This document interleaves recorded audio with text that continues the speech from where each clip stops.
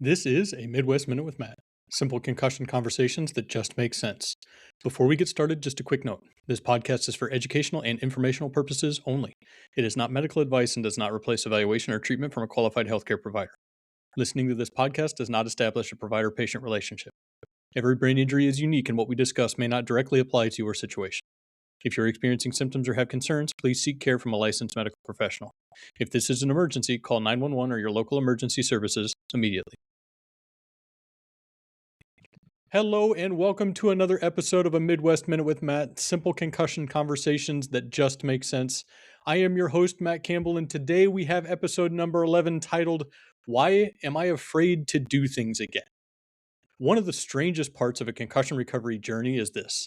Sometimes symptoms improve, but your confidence doesn't. You start feeling nervous all the time about doing things that never bothered you before. Driving, going out and doing aerobic exercise, going to the grocery store, seeing my friends, going to events, returning to work, going back to school, things that were never a problem in the past, even though we're improving, we're still afraid to do them. The confidence doesn't return like normal. And even when part of you wants to move forward, another part of you is afraid of what might happen. The last time I tried this, it didn't go well. What's going to happen this time? Today, we're going to talk about why the fear often becomes part of concussion recovery and how we can start to rebuild your confidence again. Recovery isn't just physical. There's a lot that goes into concussion recovery. Many people expect symptoms to improve and confidence to automatically return as you start to feel better. But confidence is often part of that recovery process. We have to rebuild that confidence. As you start to heal, we have to train you and train your brain to see the good in things, to see the progress that you've actually made, to show you that you can do things again, especially the longer concussion recovery takes. We have to get you back to activities and we have to show you that, hey, even though we've tried it in the past, where you're at now is totally different than where you used to be or where you were at the last time that we tried this activity.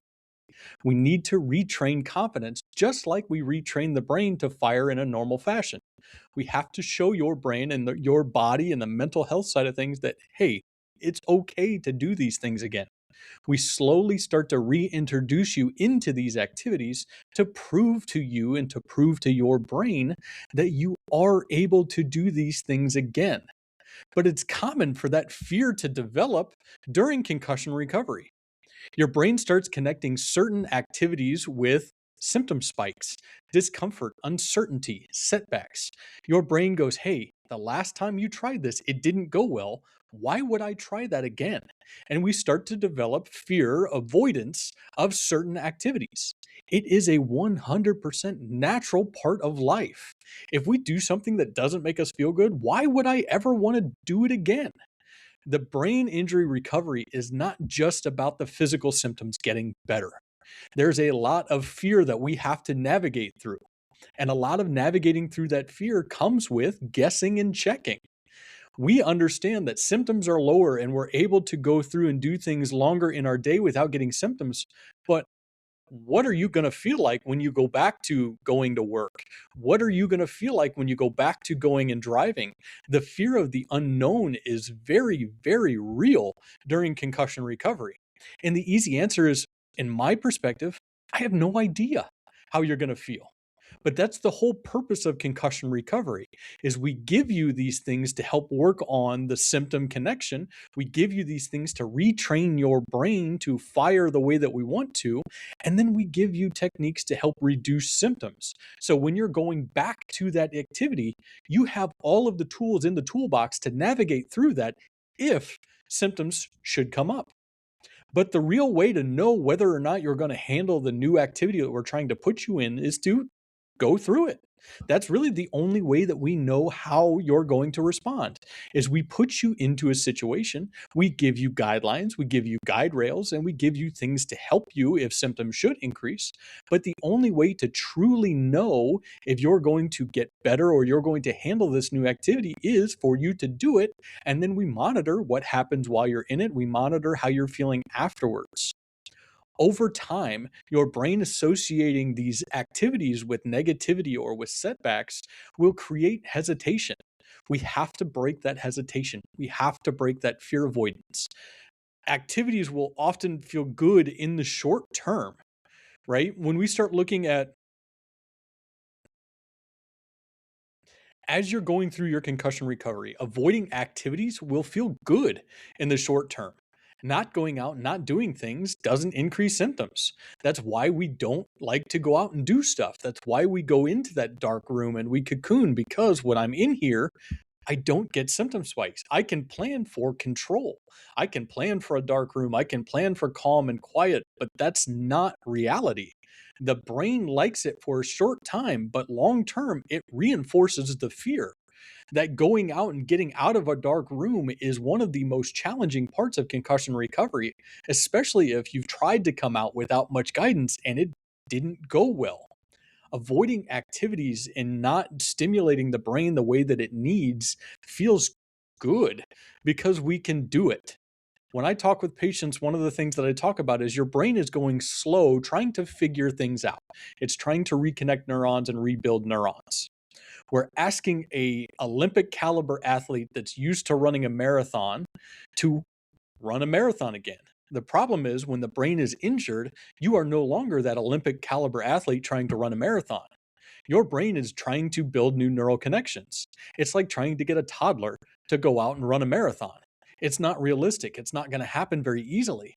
So we have to retrain the brain to fire more effectively so we can take that toddler and start moving you into a teenager, into an elite athlete, and then into that Olympic caliber athlete. That avoidance of activity keeps us from retraining the brain the way we need it to stimulate the brain to essentially promote recovery. Confidence is built through experience. Confidence doesn't come from thinking or from planning.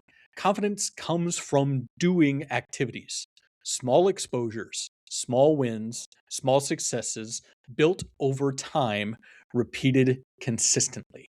It's not about jumping into the deep end of an activity. It's not about going from not working for 2 weeks to now all of a sudden I'm going to go back to 8 hours a day, 5 days a week with no breaks.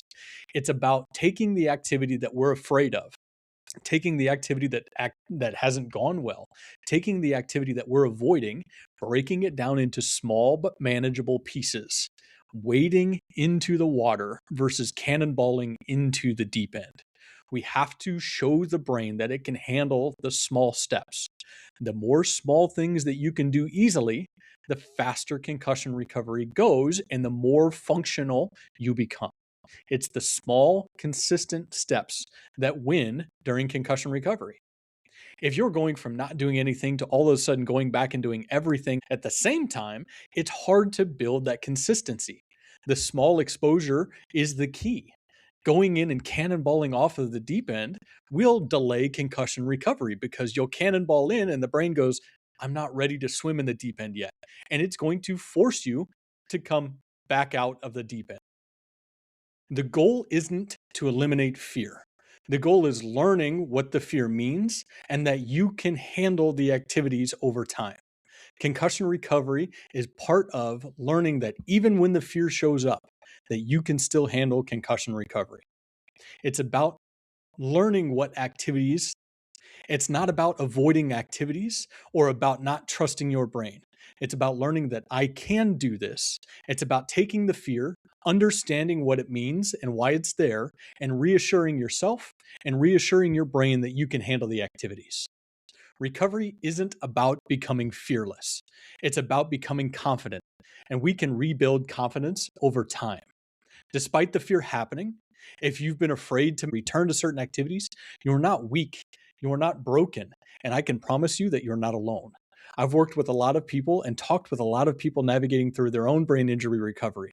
This is a very real problem and a very real part of concussion recovery.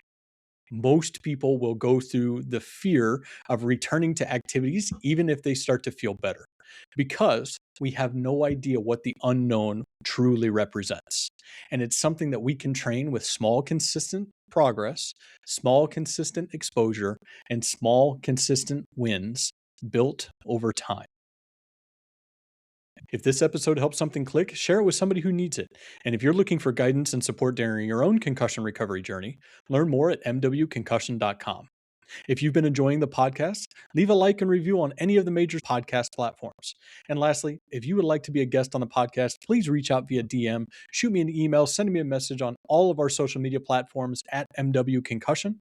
I would love to have you on to have a conversation in a short Midwest Minute with Matt.